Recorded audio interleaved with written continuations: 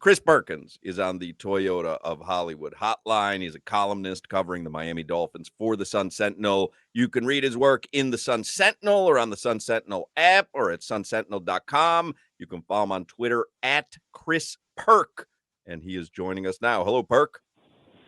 Fellas, what's up, man? I like what Mike McDaniel showed us yesterday, a little attitude, right? Running the ball in, not trying to pass it in. I like that. So that's what you gleaned. That's interesting because we started to have that conversation. Here was my take. They get down. I'm talking about the first drive from Tua, which I thought was spectacular because I thought Tua looked like he was in midseason form, and I just feel confident when he's back there. When they get down to the goal line, Mike McDaniel, Crowder says, you say, was kind of trying to make a statement like, hey, we're just going to jam it in here. Didn't work, but I didn't have this, I don't know, hopeless feeling like, hey, that's what would happen in the regular season. Did you? No. I think he's trying to test out his new toy, right? You got Jonas Vainaya at one guard, James Daniels at the other guard. You want to see what you got there. And look, I thought on the third down, Jonah whiffed on a block, and that's fine. That's why you do this. It's the first preseason game. On fourth down, I thought Patrick Paul unnecessarily double-teamed and left Sewell to come in there untouched. But I think the attitude was there. The blocking could have been there if you get that corrected by the young guys.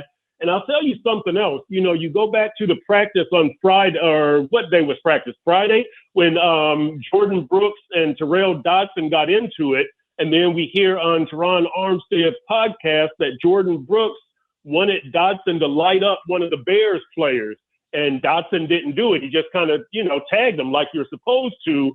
But I thought that Jordan Brooks, I think Jordan Brooks has the right attitude. He lit up Julian Hill on the practice before they left here. He's trying to get Dodson to light this guy up, and then you see Mike McDaniel going for it down there on fourth down. So I like kind of this slant toward physicality from Jordan Brooks, from Mike McDaniel's play calling. I think to be a tough team, it's not just shoving guys around or anything. You have to have that toughness off the field, on the field, play calling. And I thought Mike McDaniel and Jordan Brooks were kind of personifying that through their actions over the last few days. And Perk, I'm with you. Like you're saying, schematically, if they could do some different things, but you've seen it now, and also now you've seen them against another team. The draft pick, Jonah and Brewer and Daniels and all these guys, are they more physical? You're talking about they're trying to be more physical, but now you've seen it against another team. Are they more physical than the past McDaniels teams? Yeah, I think they are. Now, would I call them a physical team? Not yet. Let's see what happens in Detroit. But I think they're more physical, and they're trying to be more physical, and that's what I like to see. Look, Mike McDaniel, don't forget, he has this new toy with Bobby Slowick, the senior pass game coordinator. Now, I know Tyreek and Jalen Waddle didn't play, but I thought Mike McDaniel stuck to the run and more of the physicality as opposed to playing with this new toy, this new passing game, which I would have expected him to do in previous seasons. Again, I wouldn't call them a physical team at this point, but I think they're moving in the right direction. You see tendencies through players' actions and through the play calls. Was any major position battle, Perk, answered in your mind yesterday? I mean, we all know about, backup tackle and backup guard. The backup's really the second unit on the offensive line. And then the DBs, the cornerbacks. The big question, I guess, Kendall Sheffield, is he going to end up starting? Like, was there any position yesterday or position battle in your mind that was defined through just one preseason game?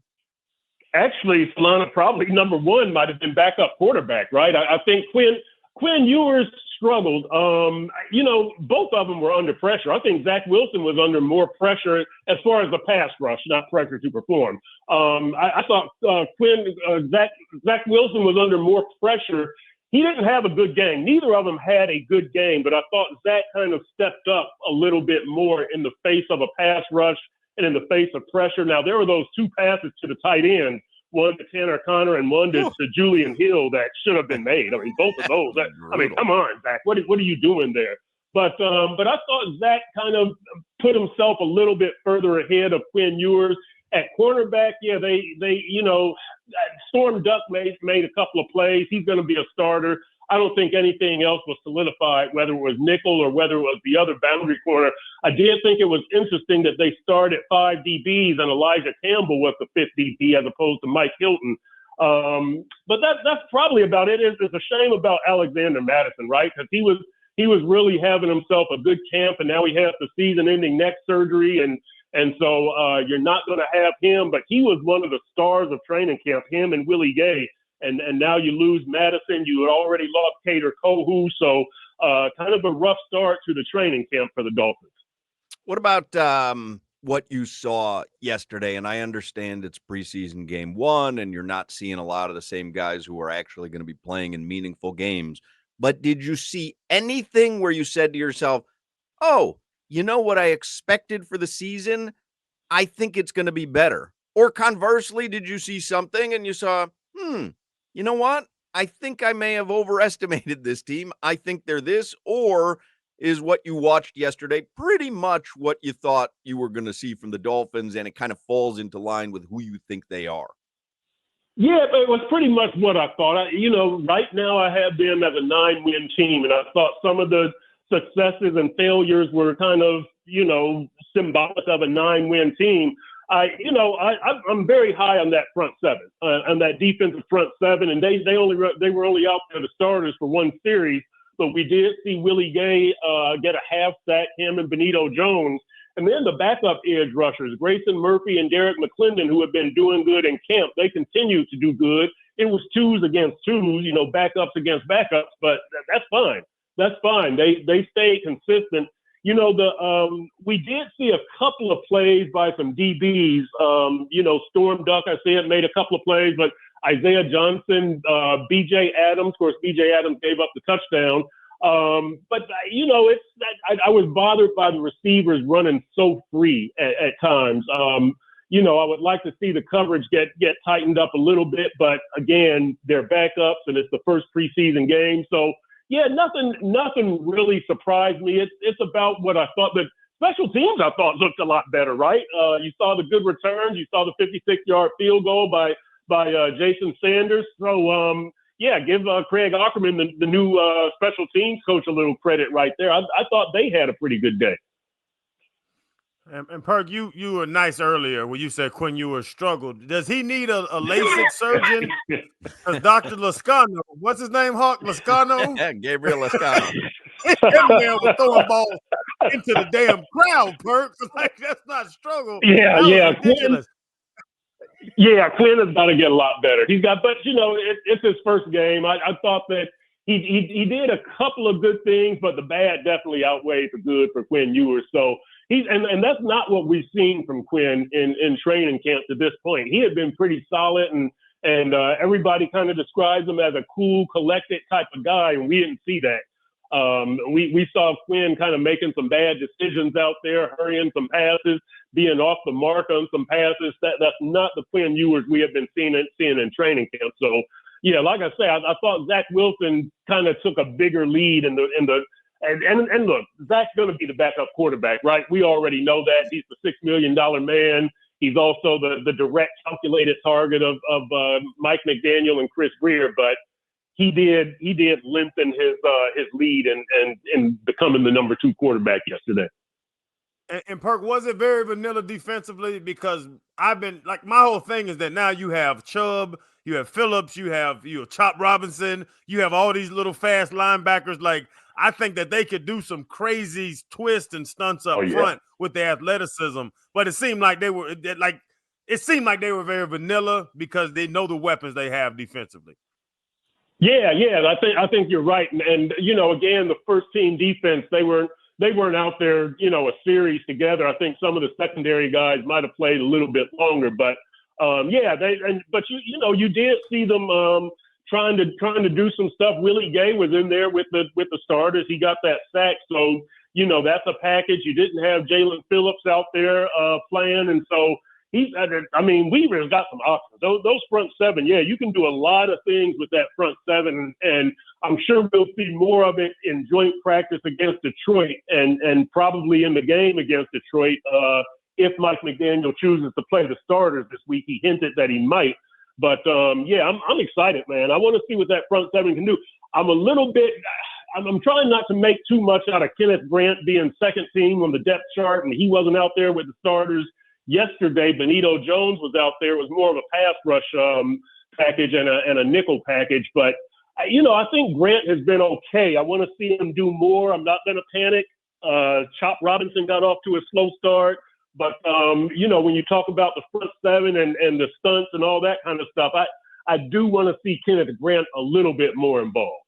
Hey, Perk, do you think the physicality from the Bears in that practice on Friday led to the Dolphins playing their starters or I guess all the guys who were available yesterday in the preseason game? I'll tell you why. Your old colleague, Omar Kelly, was on our pregame show yesterday, and he basically made it seem like the Dolphins felt like they got punked by the Chicago Bears on Friday in that practice. The Bears took cheap shots. The Bears were dirty. They were overly physical, and the Dolphins had something to prove in the game yesterday. And if you do believe that practice, that physicality led to the starters playing, because I heard that Tua, the Bears broadcast or the NFL Network broadcast reported that Tua had basically begged McDaniel to play him. Did the Dolphins prove anything with their play yesterday? Like, did they prove to you that they could be a physical team? I'm more physical than they were last year. That's all I'll say, Lana. I mean, more physical than any team that Mike McDaniel has had, which isn't really saying a whole lot in the grand scheme of things. But again, you like to see it. It gets back to that Jordan Brooks, Terrell Dodson thing that, I do want to see more attitude, more physicality from this team. I'm glad Mike McDaniel tried to run the ball. No, I think this was more strategic than reactionary. Okay. That Mike McDaniel had some things that he wanted to see from the starters, that he wanted to get them prepared for a game and see them go out there for a series. And I think that's more what it was as opposed to a reaction to what happened during the week. But, yeah, according to all accounts, yeah, they did get out physical during the week. And I'm glad that they're at least thinking about having a response, or at least that's a topic, because I don't think it should be ignored. My season preview column is whether this team is tough enough physically and mentally to win a playoff game. And I think we're starting to see them move in the right direction. I don't think they have been the last 3 years under McDaniel. Yeah, I feel the same way about this radio show, Perk. I wake up every day, I say, is this radio show tough enough physically and mentally to win a ratings book? And I'm curious what you think. You've listened to us. Are we tough enough mentally and physically to win a ratings book? Man, I think mentally, definitely. I want to see some more physicality out of you and Solana. But, yeah, I think I'm going to be waiting a while, Perk. Yeah, y'all all there. What exactly is my window? How? All right, well, the season opener is September 7th, Hawk. So you better, this is why you got to start lifting all them weights, right? What exactly do you want to see from me physically? Can I find that out at least? Because I think I may not. Look, just a couple of TikTok videos. Are you running some stairs or lifting some weights, doing something? I want to see something now. How about an escalator? Can I do an escalator instead of stairs? Pushing the button. Right. Pushing the button on the elevator. That'll be it.